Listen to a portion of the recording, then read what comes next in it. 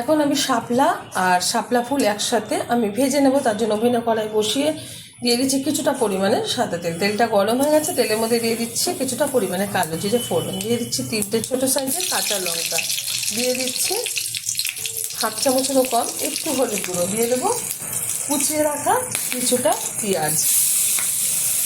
এবার একটু নেড়ে চেড়ে নেবো।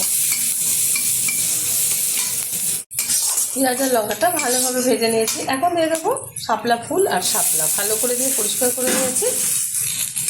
এবার একটু নেড়ে চেড়ে নেবো। এরকমভাবে ভাজলে কিন্তু গরম ভাতের সাথে খেতে খুব ভালো লাগে। যারা জানে না তারা অবশ্যই ট্রাই করবেন, আশা করি ভালো লাগবে। ভালো লাগলে আমার চ্যানেলটিকে সাবস্ক্রাইব করবেন, লাইক করবেন, শেয়ার করবেন। দিয়ে দিচ্ছি সামান্য পরিমাণে একটু লবণ, দিয়ে দিচ্ছি স্বাদ মতো চিনি। চিনিটা দিলে কিন্তু স্বাদটা খুব ভালো আছে। ঢাকার কোনো দরকার নেই, ঢাকনা ছাড়াই কিন্তু আমি খুব ভালোভাবে একটু নেড়ে চেড়ে ভেজে নেব। খুব ভালোভাবে কিন্তু হাই আছে আমি নেড়ে চেড়ে ভেজে নিয়েছি। ভাজাটা হয়ে গেছে, তুলে নিচ্ছি একটা পাত্রে। গরম গরম ভাতের সাথে সার্ভ করবো। আপনারা অবশ্যই ট্রাই করবেন, আশা করি ভালো লাগবে।